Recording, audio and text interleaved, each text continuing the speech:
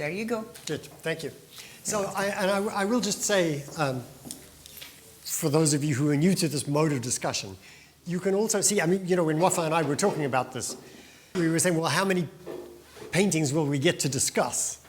And of course, it depends on you, right? That you can see how it depends on the discussion. But it always takes longer than you think in a good way, right? It's because it's so absorbing and so intriguing, and there's so much to discuss and analyze, that it just always ends up taking, you know, it's effectively how long we spent, an hour and a half just on this one painting. But I also want to flip that and say, if you're new to art or you don't know that much about art, if you're spending less than an hour and a half in front of a painting, you're not doing it right. Right? Every painting should at least take you that long. It's a bit like, it is like reading a book. It's that same process of reading a book. It's a slow, you have to work out what's going on, you have to stop jumping ahead, you have to really kind of think about what's involved and what's going on. So with that said, actually, I am going to speed up just a little bit because now you've got the basic hang of it, and I do want to get to these paintings as well. Now, with what we've said, let's start again with basic description, describing it to a blind person. Not so easy, this one. What do we do? Where do we start? No interpretation. Splatter of paint. Splatter of paint, okay. So I'm pretending I'm the blind person. Okay, splatter of paint. Layers. Layers of splattered paint. Okay. Some are geometric, others are organic. Remind me of blue type. The hand motion, you know? Yeah. So I can see that easily. Mm. Well, I'm a blind person, so it's like, you know, and I don't know that much about art, so. It's like think about yourself spilling coffee on the floor. Okay, that's beginning to kind of make more sense. You wanted to say something? Just say it's the right three color composition. Okay, right. So can you see there are 3 different panels that make up this triptych? Is the term for it. Okay, yeah, I'm the blind person. Yeah, I got a vague idea. The dominant colors are blue, red, beige, white, and black splashes. Okay. The background is earthy. Very earthy. Background is very earthy. Okay, so now we're beginning to go to that next layer. So there's a background. Yeah. I didn't know. Okay, you really got to start with the really basic stuff.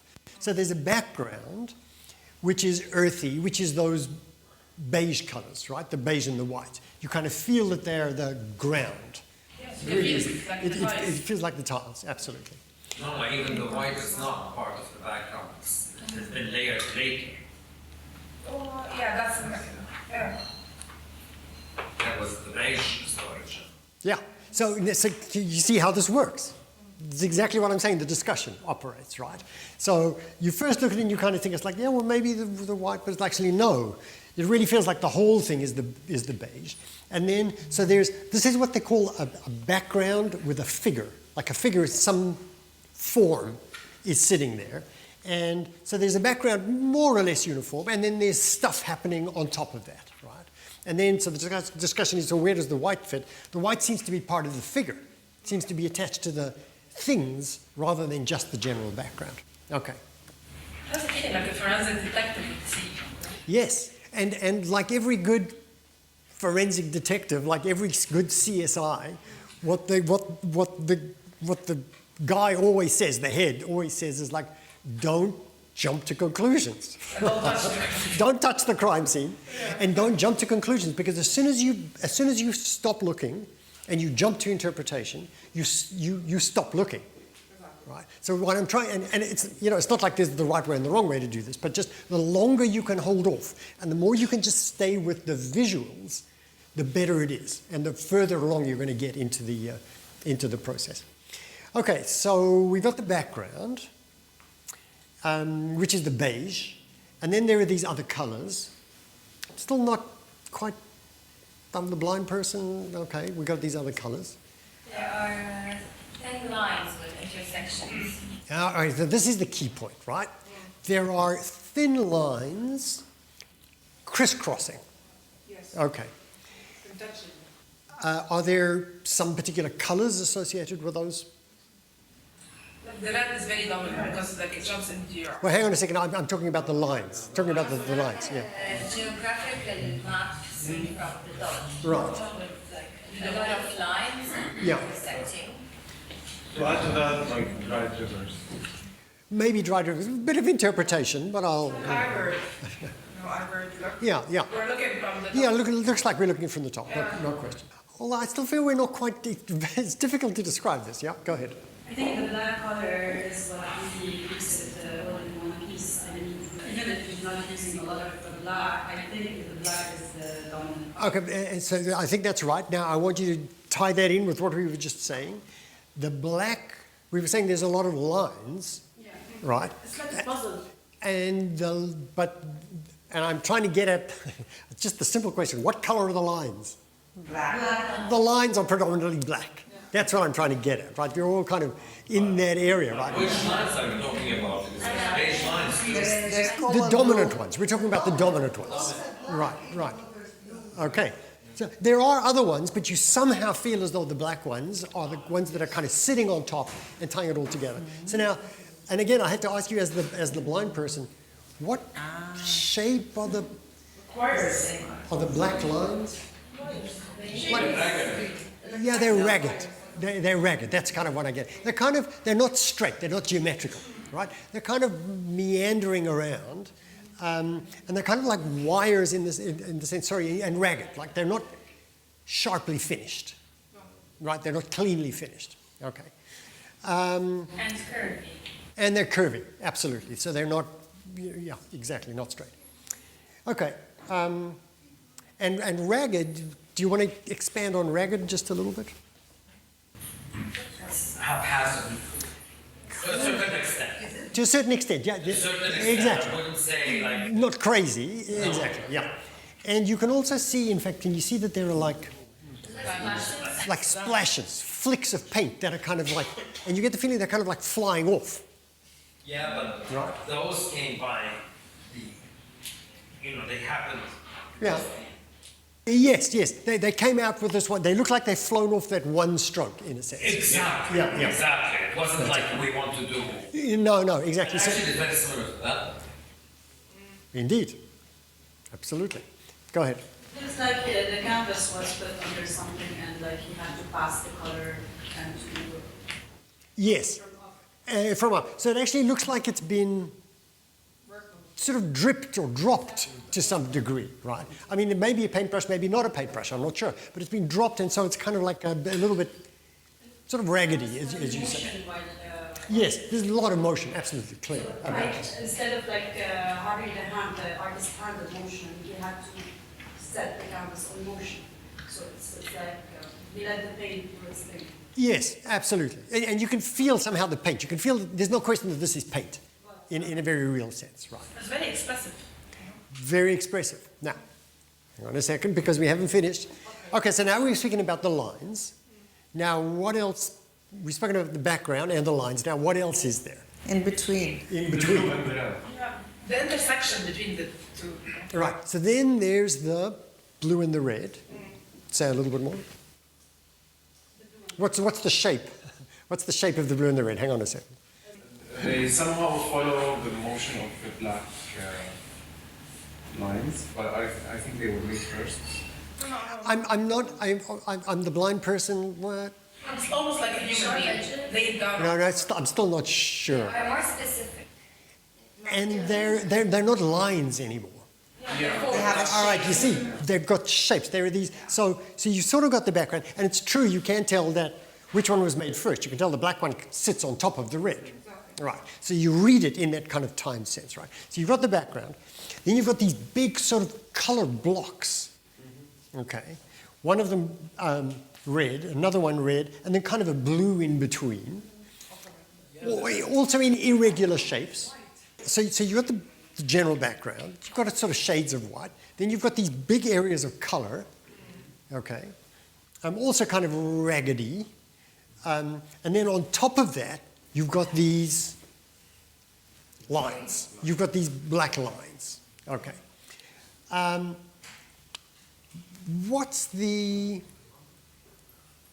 So now what's so you said it's expressive, Very. right? So now what's it expressing? Well, you see the power of the movement. This is what I see. Right. Like I can feel the artist, like when he did the grattage part, where he actually scraped a little bit of the page, so it's actually it's not a page. Let's see, anyway. So when he worked that, he needed to scratch that to make it talk to the white part, and then when he splattered or whatever did the black part, it was him expressing like, this is what I wanted to do, like organizing the unorganized, the chaos.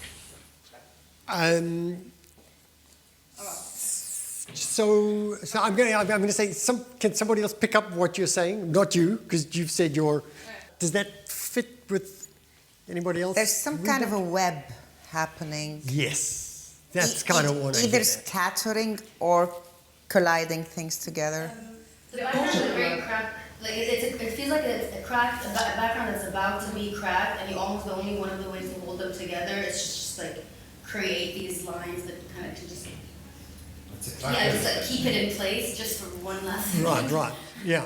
It's trying to show a crackle finish. That's the back. To some degree, you're right. Maybe we'll come back to that. Hang on, Roger. There's something pulling me towards the lower part of the painting. It's as if it's sucking me into the painting. Those tentacles, the black lines. Yeah. They are kind of outreaching and taking us there. Yeah, as though that's the kind of center of gravity. Yeah. In a sense, right? Absolutely. So now, I want to come back to this notion of web. But say a little bit more, Wafa. Because I think that the linear extension of those dominating black lines, and when I look at it, I cannot even call them lines. I would even refer to them some kind of cracking motion within this surface. So you're seeing them as a void? No, I'm seeing them as an insertion, like creating some tension within this complete left central, red, very eye-catching piece. I would say without the red thing happening there, the black cracking wouldn't be that strong. Yeah, absolutely. Visually. Absolutely. So I agree. And it's already splashing on that Yeah. thread, not only like dividing it, it's like splashing on it, creating tension into it. That it's like absolutely. Can you feel that the red thing is the center? Right? Right. So that, and it's partly because of its color, it's partly because of its shape. It's big. Right? It's big, it sort of dominates this area. And then these other things are kind of, they're kind of, they're subservient to this one, in a sense, right? They're not these powerful, they're not establishing the second thing over here. It's kind of like everything's sort of in this movement around Sinking this, down. this area over here. Plus the red on the right is totally separate from the one on the left. Yes, exactly. You can do that. Has nothing to do with it, absolutely. And in fact, it's even a slightly different color. Exactly, Right? that's what I was just going to say. Yeah, exactly. Hang on a sec, yeah, go ahead. I feel that there was something happening, and then the black was like the end of that something, and the black is taking the red thing down, because the shape of the red thing, to me it's a heart. I see it as a heart. It's like not deep into it. Yes.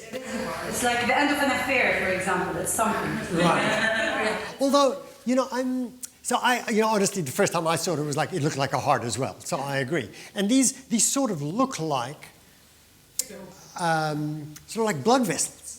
To some Yeah, they degree. do look veiny. Too. Yeah, veiny, in that irregular moving around kind of a way. So now I am going to say, I don't think this is as coherent a story as this. Okay? Emotion. Right? I like emotion. Well, I think this does have emotions. Hang on a second. But I don't think it's as neatly tied up. You can feel it. That's just beautifully, it's like a That's well story. thought of. It's like from a slow beginning to a build up to an end. It's all beautifully. It's more eye-catchy, but the other one was Yes. well thought of. Was well thought through. Yeah. So I think this one is more. Yeah. Which one is more scientific? The one behind. Yeah, this one, yeah. Well, I think you think it's scientific because it's kind of organic. It's like medical almost. So I actually think this is, and I'm going to say this because we don't want to spend too long on it, right? Because there's other stuff that I want to get to. But so when I see this, I think the analogy of a heart is really good. Not in the sense of a heart, but in the sense of, can you feel that like everything is connected here, right? So it's a web. It's perfectly a web in exactly that sense. But it's also very, I see this, I actually like that analogy of the internet in the sense that it's like, there's some kind of a network. Everything's buzzing. It's like, it's like everything's connected, everything's buzzing around, everything's linked in with everything else. It's just this kind of crazy thing.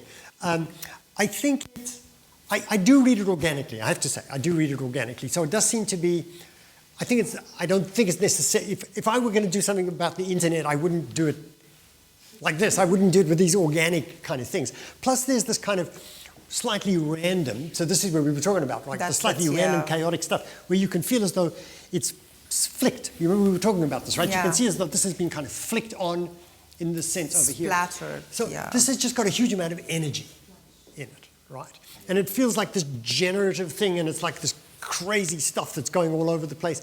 It does feel like a sort of like an organic form. I don't want to say out of control, but it's just operating. It's just got this incredible intensity to it, you know? Yeah.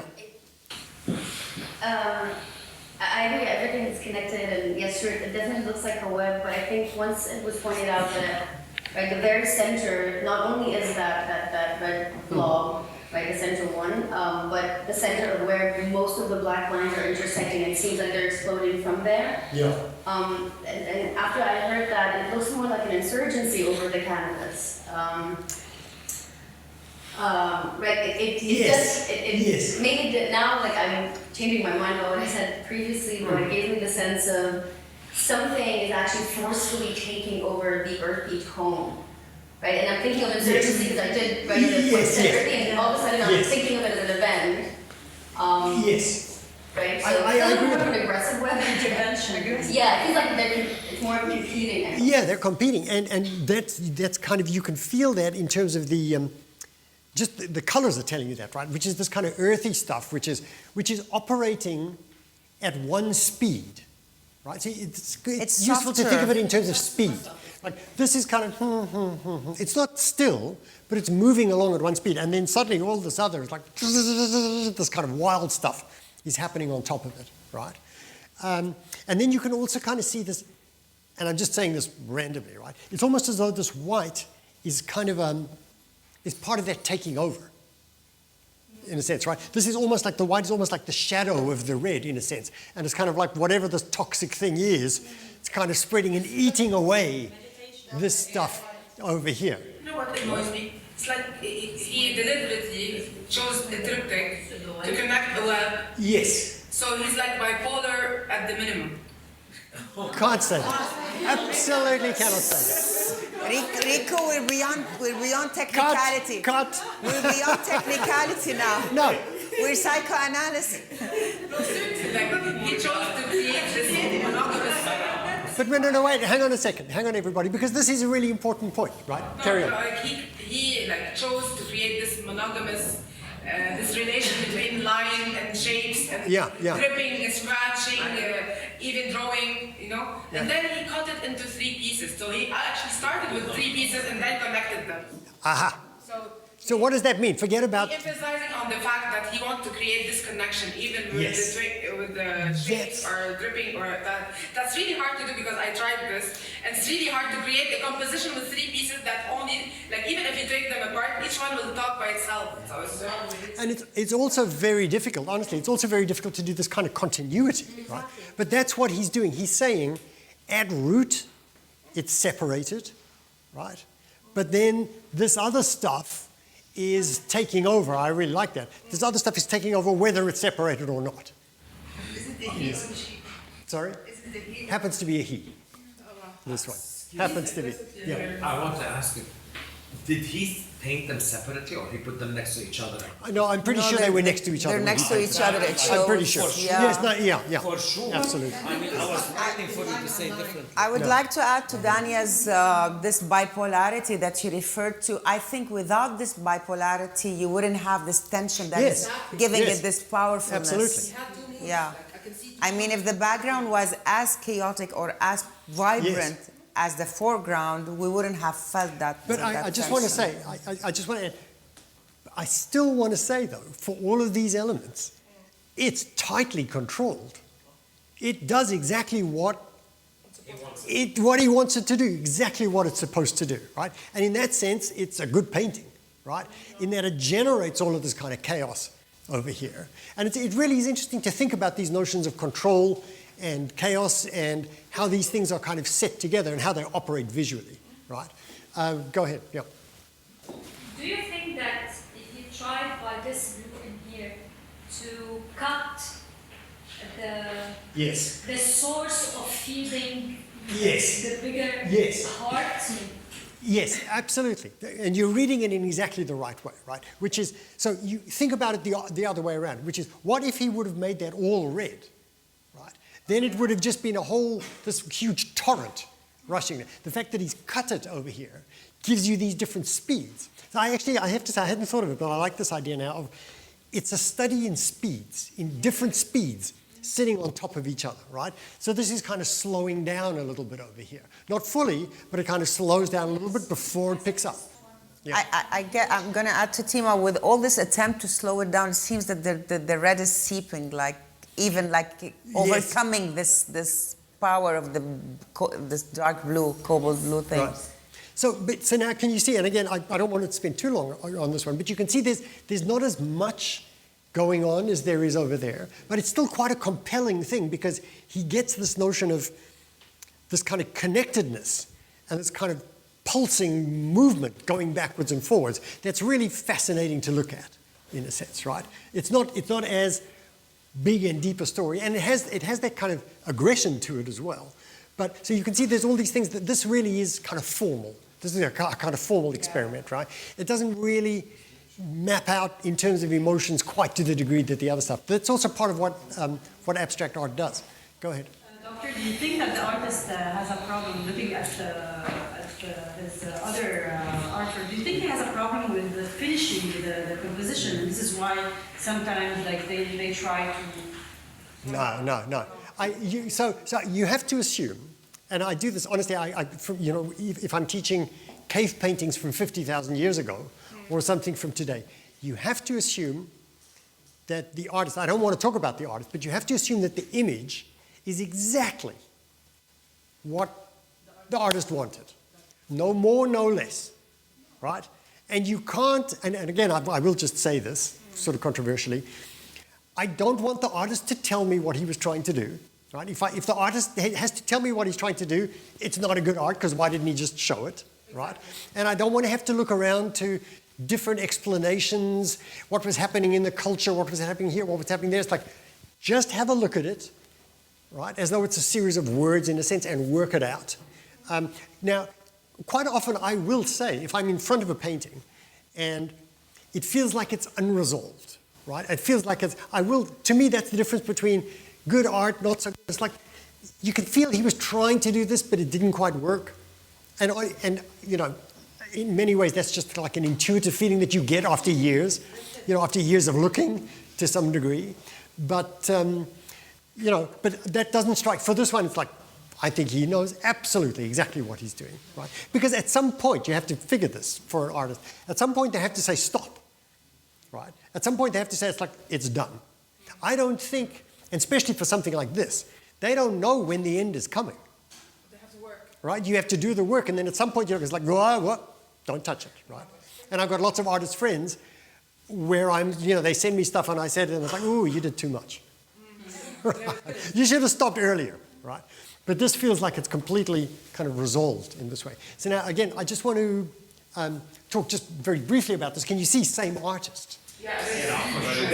Right? This is a more recent, right? And this is a more recent. It is, yeah, is that right? sure.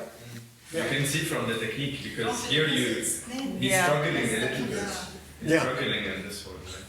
But now, so now this one, we don't need to go through all of it to the same degree, right? But you can kind of see these. This is his and again, style. it's funny, it's almost as though these lines, in the same way that we were looking at that over there, it's like these lines have become the dominant They form. expanded. Right, they've I think he expanded. became more comfortable with using those lines. Yes. Like, yeah. Yeah. How many years of difference?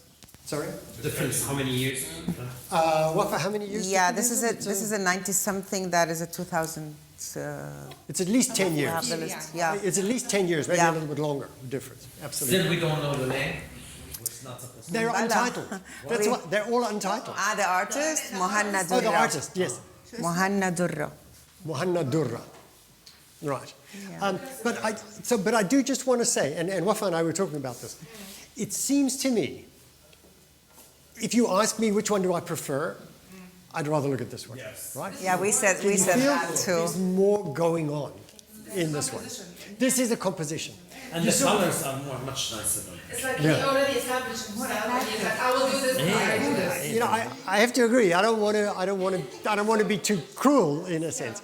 You can say that here is that he was a bit shy. The other one he's a bit confident and like sorry and not sorry. Yes, but it's funny because it's like here he's really thinking it through. You can feel him thinking. That one was decided. It's like, I know how to do this. I think, Especially that it's symmetrical. yeah, can you see? And not only that, he had specific, this is a triptych, it's not paper. So this one is actually a diptych. Diptych. This is a diptych. He's still working with that same idea, right? So this is a two-panel. He got too confident. Yes, you know, I have to agree. So Wafa and I were talking about this the other day. I think he went from making this as a composition To playing. where he's kind of intrigued by this effect, right? Can you see this effect of the ink spraying off, right? And then almost as though, if you know anything about like Far Eastern calligraphy, like Yeah. Japanese, where they use those huge brushes, you know, say like broom brushes, and you can see, I think he's really trying to explore that, right? But the painting as a whole doesn't live like this one does. This one really kind of pops as a painting. I think that he was unsure about these stuff. Like if you can see this little thing in here and those. Like these are compositions. Like somebody actually Yeah, thinking. I know what people actually think. Yeah, absolutely. Thinking about it. Yes, and we like that, right? That's good when you can see somebody It's thinking. something that is really hard to do. Very difficult to do, and he's like thinking it through from the ground up, from the bottom up. Exactly. And you feel like he put in his soul, his technique, his everything Absolutely. that to create this. Even though it might look easy and like my kid could do Yeah, that. so actually we didn't get to say that, but yes, exactly right. Yeah, go ahead. Doctor, do you think with this composition he passed the canvas under something to splash the black, and on the Yeah. other one I think it's a brush with his. No, I am pretty sure. I'm pretty sure that they were both on the ground. Because if they're not on the ground, then then they drip, and you get to see the condition you get to see the drip going down. So, but anyway, so let's stop there with these. All right, Roger, last one. Yeah, but it's more like you can feel the painstaking work in this one. He tried to erase many of the splashes and to create and go into it he wanted to, whereas that one you could feel that it's a little bit more. Exactly, I know how to do this. I got this now, right? Yeah. Exactly. Yeah. He got cocky, that's it. Yeah, That's yeah. the whole issue. I He know. knows how to do it. He's He knows how smart, to do it. Yeah. But he got too confident. Yeah. So, but this really is interesting, just to show you what abstract art can do. What abstract art can do is this, in this profoundly human sense, and abstract art can also do this in a sense that's less human. It's much less about individuals, but has just got this dynamism to it that when it's well handled and well accomplished, it still has this really compelling kind of force to it, you know.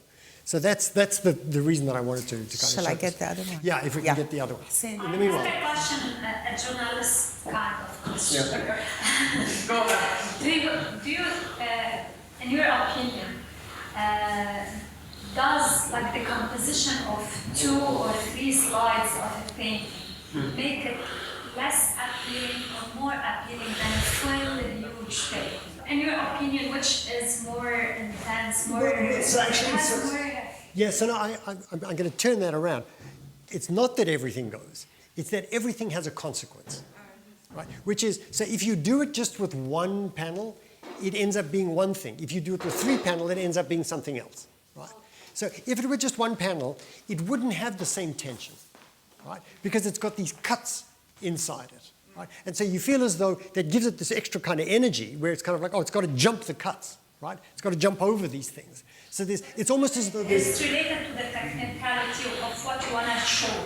Yeah, yes. So not even the technicality. It's related to the, what do you want the meaning to be? And even then, I don't want to say, what do you want the meaning to be? It's like, what is the meaning? But it doesn't make it less important than one. No. Or more important than what makes it more or less important, in a sense, is how well all of those various elements are kind of pulled together, right? So you can imagine, if this were just all one piece, I think it would lack some of that intensity, some of that kind of force. Because basically what it's saying is, if we're regarding this as the cosmos, I think you said cosmos, right? When we were talking, the universe, every painting is the universe, right? So if we take, this is saying the universe is already broken, right? And then this other stuff happens on top, right? But that's different from if it hadn't been, then it's kind of like, then it's easier for the things. But if what you're looking for is how to make that easy connectedness happen, then that's what you go for, right? So that's what I want to say how it operates. We can add a little element is that he's exploring a technique, a new thing for him, a new study. So to take 2 pieces, 2 panels, and then maybe deleting one would be easier for him to actually figure out what he wants to say. So there's always in the back, like he was afraid in this one. And this is what I love about it, because it's vulnerable. Yes, it's vulnerable. I think that's right. Afraid is a little bit too strong, but vulnerable is a better term for it. Yeah. Shall we move this? Yeah, absolutely. Pros do it.